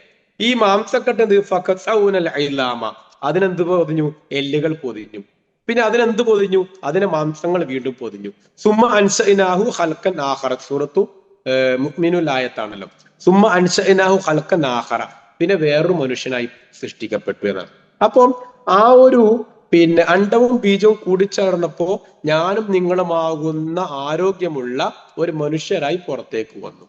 അപ്പൊ നമ്മള് ഒരു 25 വയസ്സുള്ള ഒരാള് 26 കൊല്ലം മുന്നേ എവിടെയായിരുന്നു? അൽ അത്ത അലൽ ഇൻസാനി ഹീനും മിനദ് ദഹരി ലം യകുൻ ഷൈഅൻ മദ്കൂറ. ലം യകുൻ ഷൈഅൻ മദ്കൂറ അറിയില്ല അല്ലെ? 25 വയസ്സുള്ള ഒരാൾ 27 കൊല്ലം മുന്നേ എവിടെയാ? ലം യകുൻ ഷൈഅൻ മദ്കൂറ, അവർക്ക് എവിടെയാന്ന് അറിയില്ല. എന്നാൽ 25 വയസ്സുള്ള ഒരാൾ 25.5 കൊല്ലം മുന്നേ എവിടെയായിരുന്നു? ഉമ്മയുടെ ഗർഭപാത്രത്തിലായിരുന്നു. 25.75 കൊല്ലം മുന്നേ എവിടെയായിരുന്നു? ഉമ്മയുടെ ഗർഭപാത്രത്തിലായിരുന്നു അല്ലെ? എന്നാൽ 26 കൊല്ലം മുന്നേ എവിടെയായിരുന്നു? അത് ലം യകുൻ ഷൈഅൻ മദ്കൂറ, അത് അറിയില്ല, ഒരു അഡ്രസ്സും ഉണ്ടായിട്ടില്ല എന്ന് പറയും. അപ്പൊ ഈ 25 വയസ്സുള്ള മനുഷ്യൻ 24 കൊല്ലം മുന്നേ എവിടെയായിരുന്നു? ഗർഭപാത്രത്തിൽ പുറത്തു വന്നിട്ട് ആ കമിഴ്ന്ന് കടന്ന് എന്താണ്, ഒന്നും കഴിയാൻ പറ്റാതെ കൈകാലിട്ടടിക്കുന്ന ഒരു കൊച്ചു കുഞ്ഞ് ആയിരുന്നു. ആ കൊച്ചു കുഞ്ഞാണ് ഇപ്പൊ 25 വയസ്സുള്ളപ്പോ നല്ല അഹങ്കാരിയായ ഒരു മനുഷ്യനായി മാറുകയും. അപ്പൊ ഖുർആന്റെ പ്രയോഗം അങ്ങനെ തന്നെയാണ്. എങ്കിൽ ഈ ഒരു ഘട്ടം, ആ 25 വയസ്സുള്ള 24 കൊല്ലം മുന്നേ, 23 കൊല്ലം മുന്നേ, 22 കൊല്ലം മുന്നേ, ഈ ഒരു ഘട്ടം ഇങ്ങനെ ആലോചിച്ച് നോക്കിയാൽ അപ്പൊ അള്ളാഹുവിനെയും ഖിയാമത്ത് നാളിലും തിരിച്ചറിയാൻ ഇത് മാത്രം മതി. പിന്നെ എന്തുകൊണ്ട് ഖിയാമത്ത് നാളിനെ നിങ്ങൾ നിഷേധിക്കുന്നു? ഇതൊക്കെ പടച്ചവന് പറ്റുമെങ്കിൽ അല്ലെ? ആ 1 മാസം പ്രായമുള്ള കുഞ്ഞിന്റെ ആ ഒരു കോലം, അതിന്റെ വലിപ്പം അല്ലെ, എത്ര പ്രസവിക്കുമ്പോൾ 2.5 കിലോ ഉണ്ടാവും. അങ്ങനെ 1 മാസം കഴിഞ്ഞപ്പോ ആ കമിഴ്ന്ന് കിടന്ന് കൈകാലിട്ടടിക്കുന്നു, മലർന്നു കിടന്ന് കൈകാലിട്ടടിക്കുന്നു. ആ കൈകാലിട്ടടിക്കുന്ന ചോരക്കുഞ്ഞ് 25 വയസ്സുള്ള ഞാനായി മാറിയെങ്കിൽ എന്തുകൊണ്ട് എന്റെ മരണശേഷം വീണ്ടും ഉയർത്തെഴുന്നേൽപ്പിക്കാൻ, എന്തുകൊണ്ട് എന്റെ മരണശേഷം ഖബറിൽ ശിക്ഷിക്കാൻ, എന്തുകൊണ്ട് എന്റെ മരണശേഷം ഖബറിൽ രക്ഷപ്പെടുത്താൻ അള്ളാഹ്ക്ക് പറ്റൂല? ഇതാണ് അള്ളാഹുവിന്റെ ആ 5-ാമത്തെ ആയത്തിലെ വലിയൊരു ചോദ്യം. അതാണ്. ശേഷം അള്ളാഹ് പറയാണെന്ത്? എന്നിട്ട് എന്ത് ചെയ്യും? മരിപ്പ്. ചില ആൾക്കാർ മരിക്കും, പ്രായമാകുമ്പോൾ മരിക്കും, 25-ൽ മരിക്കും, 65-ൽ മരിക്കാം, 75-ൽ മരിക്കാം. ചില ആൾക്കാർ മരിക്കൂല അല്ലെ? 5-ാമത്തെ ആയത്തിൽ അള്ളാഹു പറഞ്ഞ ആ പ്രയോഗം അങ്ങനെ തന്നെയാണല്ലോ. ചില ആൾക്കാർ മരിക്കൂല.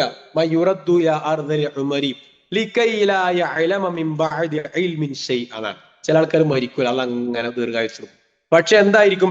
പ്രായം കൂടുന്തോറും ഖുലൂബുഹും എന്ന് പറഞ്ഞതുപോലെ മറവി വരും. അവന് കുറെ അറിവ് പണ്ടുണ്ടാവും. നല്ല പണ്ഡിതനായിരിക്കും, നല്ല ബുദ്ധിമാനായിരിക്കും, നല്ല എഴുത്തുകാരനായിരിക്കും, നല്ല ചിന്തകനായിരിക്കും, നല്ല പ്രഭാഷകനായിരിക്കും, നല്ല എഞ്ചിനീയർ ആയിരിക്കും, നല്ല ഡോക്ടർ ആയിരിക്കും, നല്ല ഓർമ്മയുള്ള ആളായിരിക്കും, നല്ല ചടുലതയുണ്ടായിരിക്കും. പക്ഷെ അങ്ങനെയൊക്കെ ഉണ്ടായിട്ടും പിന്നീട് ഇതൊന്നും അറിയാത്ത ഒരാളാവും. അടുത്തൊരാൾ വന്നാൽ അതാരാ വന്നതെന്ന് ചോദിക്കും. ഒരാൾ സംസാരിക്കുമ്പോൾ എനിക്ക് ആളെ മനസ്സിലായിട്ടില്ല, കാണുന്നില്ല എന്ന് പറയും അല്ലെ? ചില ആൾക്കാർ വന്നിട്ടാകുമ്പോൾ എനിക്ക് മനസ്സിലായിട്ടില്ല എന്ന് പറയും, കാഷ്ടിച്ചത് അറിയില്ല എന്ന് പറയും, മൂത്രം അറിയാതെ പോയി പോകും, ഗുളിക കഴിച്ചോന്ന് ഓർമ്മയില്ലാതെയാകും. ഇങ്ങനെ മെമ്മറിക്ക് പ്രശ്നം, അൾഷിമേഴ്സ് വരുന്ന, പഴയ കാലം നമ്മൾ അത്തും പിത്തും എന്ന് പറയാറുണ്ട്, ആ രൂപത്തിൽ മനുഷ്യന്റെ സ്വഭാവങ്ങൾ എത്താം. ലിക്കയിലായ അലമ മിംബഅദി ഇൽമിൻ ഷൈഅ. എപ്പം അയ്യുറദ്ദു ഇലാ അർദലിൽ ഉമർ എന്നാണ്. മയ്യുറദ്ദു ഇലാ അർദലിൽ ഉമരി ലിക്കയിലായ അലമ മിംബഅദി ഇൽമിൻ ഷൈഅ. അപ്പൊ അങ്ങനെ വിജിലന്റ് ആയ ഒരു മനുഷ്യൻ നിസ്സഹായനാം. ഏതുപോലെ ഒരു മാസം പ്രായമുള്ളപ്പോ കൈകാലിട്ടടിക്കാൻ മാത്രം കഴിവുള്ള കുട്ടിയെ പോലെ ബുദ്ധിയില്ലാത്ത അവസ്ഥയിലേക്ക്, അത്തും പിത്തും എന്ന് പറയപ്പെടുന്ന അവസ്ഥയിലേക്ക് എത്തിപ്പെട്ടേക്കാം. അപ്പൊ അള്ള ചോദിക്കാൻ, ഇങ്ങനെയും പടച്ചോന് മാറ്റിത്തരാൻ പറ്റുമെങ്കിൽ എന്തുകൊണ്ട് നിങ്ങൾക്ക് സംശയം വരുന്നു ഖിയാമത്ത് നാളിൽ? അതാണ് തുടക്കത്തിൽ ചോദിച്ചത്. എന്തിനാ സംശയം? ഇങ്ങനെയൊക്കെ നിങ്ങൾ കാണുന്നുണ്ടല്ലോ, പെട്ടെന്ന് മരിക്കുന്നത് കാണുന്നു, പ്രായമായവരെ കാണുന്നു, അത്തുംപിത്വമായവരെ കാണുന്നു, ഇങ്ങനെയൊക്കെ നിങ്ങൾ കാണുന്നു, എന്നിട്ടും നിങ്ങൾ എന്തിനാണ് ഖിയാമത്തിനെ നിഷേധിക്കുക? അപ്പൊ ഖിയാമത്തിനെ നിഷേധിക്കാൻ ഒരു കാരണം നിങ്ങൾക്കില്ല. നമ്മൾ പറയല്ലോ, ഞാൻ സാഹചര്യം കൊണ്ടാണ് ഇന്ന് തെറ്റ് ചെയ്തു പോയത്, സാഹചര്യം കൊണ്ട് അങ്ങനെ ആയിപ്പോയത് എന്നൊക്കെ പറയാറില്ലല്ലോ. ഇതിൽ ഖിയാമത്ത് നിഷേധിക്കാൻ ഒരു സാഹചര്യവും ഇല്ല, ഖിയാമത്തിനെ നിഷേധിക്കാൻ ഒരു സാഹചര്യ തെളിവും ഇല്ല എന്ന് ഖുർആൻ അടിവരിയിട്ട് പറയണം. എന്നിട്ട് ഒന്നുകൂടി പറയണത്, അതിനുശേഷം പറഞ്ഞു വതറൽ അർള ഹാമിദതൻ ഫഇദാ അൻസൽനാ അലൈഹൽ മാ ഇഹ്തസ്സത് വറബത്. അല്ലെ? അങ്ങനെ ഇനി പോട്ടെ, ഒന്നും കൂടി പറയാ, അല്ല പറയണം, ഒന്നും കൂടി പറയാ. എന്താ, നീ ഭൂമി നോക്കുക, നല്ല വയല്, നല്ല പറമ്പ്, ഉണങ്ങി വരണ്ട് നിൽക്കുമ്പോൾ ഫുട്ബോൾ കളിക്കുന്നു. വേനൽക്കാലത്ത് ഏപ്രിൽ മാസം നല്ല ഫുട്ബോൾ കളിക്കുന്ന പറമ്പായിരിക്കും, വയലായിരിക്കും. അത് അങ്ങനെ അങ്ങനെ അലൈഹ, ഒരു വെള്ളം ആ ഭൂമിയിലേക്ക് വന്നാൽ, ഒരു പുതുമഴ വന്നാൽ മതി, അല്ലെ? അപ്പൊ ആ ഭൂമി ഒന്ന് വിറക്കുകയാണ്, ഇഹ്തസ്സത്ത്, ഒന്ന് പ്രകമ്പനം കൊള്ളാൻ, ഒന്ന് വിറക്കുന്നത്, ഇളകുകയാണ്. ഇഹ്തസ്സ എന്നുള്ള പ്രയോഗം നമുക്ക് ഓർമ്മയുണ്ടാവും. ഈസാ നബി ജനിച്ചപ്പോ മറിയം ബീവിയുടെ അള്ള പറഞ്ഞല്ലോ, എന്ന് പറഞ്ഞല്ലോ, നീ കുലുക്കുന്നതാണ്. ഹസ്സ എന്നാണ് ഇങ്ങനെ കുലുക്കുന്ന, ശക്തമായി കുലുക്കുന്നതിനാണ് പറയാ. ഏത് കുലുക്കല്? നന്നായി കുലുക്കുന്നതിനാണ് പറയാം. അപ്പൊ അങ്ങനെ ഇഹ്തസ്, ഭൂമി കുലുങ്ങി, മഴ പെയ്തപ്പോ ഭൂമി നനങ്ങി, ഒന്ന് കുലുങ്ങി. അപ്പൊ എന്തായി? ഇഹ്തസ്സത്ത് വറബത്ത്. അപ്പൊ ആ നനഞ്ഞപ്പോ എന്തായി? ഭൂമിയിൽ ചെടികൾ ഇങ്ങനെ മുളക്കാൻ തുടങ്ങി. അപ്പൊ ഇങ്ങനെ ചെടി മുളച്ചു. എന്നിട്ട് അള്ള ചോദിക്കാണ്, ഇങ്ങനെ മുളച്ചു കഴിഞ്ഞാൽ എന്താണ്? അങ്ങനെ വർണ്ണശബളമായ ചെടികളൊക്കെ ഇങ്ങനെ വന്ന നല്ല വയലുകളിൽ പോയിട്ട് നോക്കുമ്പോ എന്നാ ഭംഗി കാണാൻ! ഈ ചെടി, ഈ പറമ്പ്, ഈ വയല് കഴിഞ്ഞ മാർച്ച് മാസത്തിൽ അവസാനം ഏപ്രിൽ ആദ്യത്തെ ആഴ്ച എങ്ങനെയായിരുന്നു? നമ്മൾ ഫുട്ബോൾ കളിച്ച പറമ്പായിരുന്നു. ഇപ്പോഴോ എല്ലാം തിളിർത്തു വന്നിരിക്കും. എടോ, പിന്നെ നീ എങ്ങനെയാണ് എന്നിട്ടും എങ്ങനെയാണ് ഖിയാമത്തിനെ നിഷേധിക്കുക? ഇത് കേവലം മുശ്രിക്കുകളോടോ യുക്തിവാദികളോടോ ഉള്ള ചോദ്യമായിട്ട് അല്ല നമ്മൾ മനസ്സിലാക്കേണ്ടത്. നമ്മൾ നമ്മുടെ ജീവിതത്തിൽ അലംഭാവമോ അശ്രദ്ധയോ വരുമ്പോ നമ്മൾ എന്ത് ചെയ്യുക? എന്റെ റബ്ബ്, പടച്ചോനെ കണ്ട ആ ഭൂമി, എന്റെ വിരല്, എന്റെ കണ്ണ്, എന്റെ കാത്, എന്റെ മൂക്ക്, എന്റെ നാക്ക്, എന്റെ ചുണ്ട്, എന്റെ പല്ല്, എന്റെ തല, എന്റെ രൂപം, എന്റെ ശരീരം, ഇങ്ങനെ നോക്കുമ്പോൾ ഇതൊക്കെ പടച്ചോൻ ഇങ്ങനെ ക്രിയേറ്റ് ചെയ്യാൻ പറ്റുമെങ്കിൽ, ഇങ്ങനെയൊക്കെ രൂപീകരിക്കാൻ പറ്റുമെങ്കിൽ എന്തുകൊണ്ട് പടച്ചോൻ എന്നെ ശിക്ഷിക്കൂല? എന്തുകൊണ്ട് എന്നെ രക്ഷപ്പെടുത്തൂല? എന്തുകൊണ്ട് പടച്ചോൻ മരിപ്പിക്കൂല? എന്തുകൊണ്ട് മരിച്ച ശേഷം ഉയർത്തെഴുന്നേൽപ്പുണ്ടാവൂല? അപ്പോ നിസ്കാരം ഒഴിവാക്കുമ്പോ, അതിൽ നഷ്ടപ്പെടുമ്പോ, അതിൽ അലംഭാവം വരുമ്പോ, ജീവിതത്തിൽ അശ്രദ്ധ വരുമ്പോഴൊക്കെ നമ്മൾ ആലോചിക്കാൻ കൂടിയാണ് ഇതൊക്കെ പറഞ്ഞത്. അല്ലാണ്ട് കണ്ട മുശ്രിക്കുകളും കാഫറുകളും മാത്രം അങ്ങനെ, അവരെ മാത്രം ഇങ്ങനെ, അവര് മാത്രം അങ്ങനെ എന്ന് പഠിക്കുവാൻ മാത്രമല്ല, നമ്മുടെ ജീവിതത്തിലുള്ള ഒരു നേർരേഖയിലേക്ക് എത്തുക എന്നുള്ളത് കൂടിയാണ് ഇതിന്റെ ഉദ്ദേശം. ഇൻഷാ അല്ലാഹ് 5 ആയത്ത് വളരെ സ്പീഡിലാണ് പറഞ്ഞിട്ടുള്ളത്. എന്നിട്ട് അല്ലാഹ് അവിടെ പറഞ്ഞതാണ് 5 കാര്യങ്ങൾ പറഞ്ഞു, അല്ലെ? 5 കാര്യങ്ങൾ എന്താണ്? 1, പിന്നെ അള്ളാഹ് മരിച്ചവരെ ജീവിപ്പിക്കും. 2, അള്ളാഹു ഖാദിറാണ്, അള്ളാഹ് ഖദീറാണ്, ഖാദിറാണ്. പിന്നെ 3, ഖിയാമത്ത് ഉറപ്പാണ്. പിന്നെ ഖബറിലവരെ ജീവിപ്പിക്കും. ഈ 5 കാര്യങ്ങൾ അള്ളാഹു അരക്കുട്ട് പറഞ്ഞു. അപ്പൊ എന്തിനാണ് മനുഷ്യ സൃഷ്ടിപ്പിനെ കുറിച്ചും ഭൂമിയിൽ ചെടികൾ മുളക്കുന്നതിനെ കുറിച്ചും എന്തിനാണ് അള്ളാഹു പറഞ്ഞത്? 5 കാര്യങ്ങൾ പഠിപ്പിക്കാനാണ്. ആ 5 കാര്യങ്ങൾ അള്ളാഹു നമ്മെ പഠിപ്പിക്കുന്നു. എന്തൊക്കെയാണ് 5 കാര്യങ്ങൾ? നമ്മൾ എണ്ണി പറഞ്ഞു, ഒന്നുകൂടി പറയാം. 1, അന്നല്ലാഹു അൽ ഹഖ്, അള്ളയാണ്. 6ഉം 7ഉം ആയത്താണ്. അള്ളയാണ് സത്യം, അല്ല മാത്രമാണ് സത്യം, അല്ല തന്നെയാണ് സത്യം. ഇത് പഠിപ്പിക്കാൻ അന്നല്ലാഹു അൽ ഹഖ്. 2, അന്നല്ലാഹു യുഹീൽ മൗത, അല്ല മരിച്ചവരെ ജീവിപ്പിക്കുന്നവനാണ്. 3 വഅന്നല്ലാഹ അലാ കുല്ലി ഷൈഇൻ ഖദീർ. ആയത്തിൽ വഅന്നല്ലാഹ എന്നല്ല ട്ടോ, വഅന്നഹു അലാ കുല്ലി ഷൈഇൻ ഖദീർ എന്നാണ്. അപ്പോ അള്ളാഹു എല്ലാത്തിനും കഴിവുള്ളവനാണ്. പിന്നെ 4-മതായി അന്ന സാഅത്ത ആതിയത്തുൻ ലാ റൈബ ഫീഹ. അള്ളാഹ് എന്ത് ചെയ്യും? ഖിയാമത്ത് നാൾ കൊണ്ടുവരും. ഖിയാമത്ത് നാൾ ഉണ്ട്, അതിൽ സംശയമില്ല. 5 വഅന്നല്ലാഹ യബ്അസു മൻ ഫിൽ ഖുബൂർ. ഖബറിൽ അവരെ ഉയർത്തെഴുന്നേൽപ്പിക്കുന്നവനാണ് അള്ളാഹു. ഈ 5 കാര്യമാണ് ഈ 5-മത്തെ ആയത്തിലൂടെ പഠിപ്പിക്കുന്നത്. 6ഉം 7ഉം ആയത്താണ് ഞാൻ ഈ പറഞ്ഞ 5 പോയിന്റുകൾ. ഈ 6ഉം 7ഉം ആയത്തിൽ അള്ളാഹ് പറഞ്ഞ 5-മത്തെ ആയത്തിൽ അള്ളാഹ് പഠിപ്പിച്ച 5 പോയിന്റുകളാണ്, 5 കാര്യങ്ങൾ നമ്മൾ മനസ്സിലാക്കണം. അതിൽ കാര്യമായി നമുക്ക് ഖിയാമത്ത് നാൾ വിശ്വാസം ഉണ്ടല്ലോ, ഉയർത്തെഴുന്നേൽപ്പ് വിശ്വാസം ഉണ്ടല്ലോ അല്ലെ? നമ്മൾ അതിൽ കാര്യമായി നമ്മൾ ഉൾക്കൊള്ളേണ്ട വിഷയം ഞാൻ മൂന്നാമത് പറഞ്ഞ വിഷയമാണെന്ത്? വഅന്നഹു അലാ കുല്ലി ഷൈഇൻ ഖദീർ. ബാക്കി 4 നമ്മൾ അംഗീകരിക്കുന്നു. എന്തൊക്കെ? അന്നല്ലാഹു അൽ ഹഖ്, അല്ലാഹ് സത്യ. വഅന്നഹു യുഹ്യിൽ മൗത, അല്ലാഹ് മരിച്ചവരെ ജീവിപ്പിക്കും. പിന്നെ അന്നസ്സാഅത ആതിയത്തു ലാ റൈബ ഫീഹ, ഖിയാമത്ത് നാളുണ്ട്. പിന്നെ വഅന്നല്ലാഹു യബ്അസു മൻ ഫിൽ ഖുബൂർ, ഉയർത്തെഴുന്നേൽപ്പുണ്ട്. അതിൽ മൂന്നാമത് ഞാൻ പറഞ്ഞ പോയിന്റ് വഅന്നഹു അലാ കുല്ലി ഷൈഇൻ ഖദീർ, അല്ലാഹ് എല്ലാത്തിനും കഴിവുള്ളവനാണ്. അത് നമ്മൾ അംഗീകരിക്കുന്നു എങ്കിലും നമ്മുടെ വിശ്വാസത്തിലോ നമ്മുടെ പ്രവർത്തനത്തിലോ ഒക്കെ എപ്പോഴത് ബോധം ഉണ്ടാവണം, അള്ളാഹ് ഖാദിറാണ്. വലിയ പ്രതിസന്ധിയിൽപ്പെട്ടു, പടച്ചോന് ചോദിക്കുക. എന്താ ചോദിക്കാനുള്ള കാരണം? എന്താ? അള്ളാഹ്ക്ക് കഴിയും എന്നുള്ള ബോധമാണ്. ബദറിൽ മഗ്‌രിബ് മുതൽ തുടങ്ങിയ, രാത്രി മുതൽ തുടങ്ങിയ പ്രാർത്ഥന നബി എത്ര വരെ പ്രാർത്ഥിച്ചു? ബദർ യുദ്ധം കഴിയുന്നത് വരെ. എന്തുകൊണ്ടാ? അള്ളാഹ് ഖാദിറാണ്. അള്ളാഹ്ക്ക് കഴിയും, അള്ളാഹ് കഴിയാത്തൊന്നുമില്ല. അപ്പൊ ആ ഒരു ബോധം നമ്മുടെ ജീവിതത്തിൽ എപ്പോഴും ഉണ്ടാവണം. അത് ഉണ്ടാവുന്നില്ല എന്നുള്ള നമ്മുടെ ഒരു ദുർബലതയാണ്. ഇതാണ് നമുക്ക് കിട്ടേണ്ട ഗുണപാഠം. ഇൻഷാ അല്ലാഹ് അള്ളാഹു തൗഫീഖ് നൽകട്ടെ. പറഞ്ഞതിൽ 15 മിനിറ്റ് അധികമായി പോയി, പക്ഷെ എനിക്ക് സത്യം പറഞ്ഞ എവിടെയും തൃപ്തിയായിട്ടൊന്നുമില്ല. ഇൻഷാ അല്ലാഹ് എന്നാലും പിന്നെ ആ വിചാരിച്ച രൂപത്തിൽ ആയിട്ടുണ്ട് എന്ന് വിചാരിക്കുകയാണ്. ഇൻഷാ അല്ലാഹ് ബാക്കി പറഞ്ഞ സമയം 15 മിനിറ്റ് അധികമായി ക്ഷമ ചോദിക്കുന്നു. അസ്സലാമു അലൈക്കും.